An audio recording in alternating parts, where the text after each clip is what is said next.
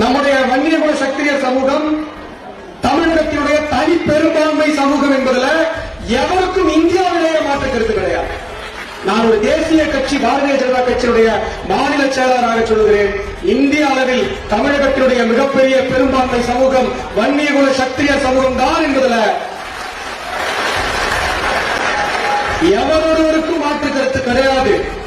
ஆனால் இங்க சேர்க்க முடியாம அதுல பாத்தீங்கன்னா ஒரு 100 பேர் 120 பேர் இருக்காங்க. நாங்கள் வன்னியர்களுக்காக சங்கம் நடத்தி கொண்டிருக்கிறோம்.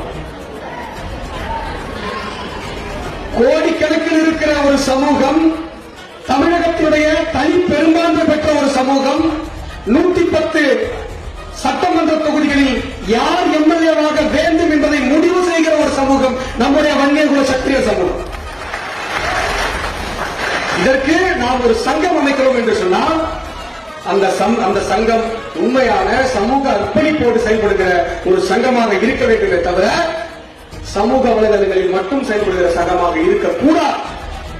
என்ன பேசுறேன்னு சில வருத்தப்படலாம்.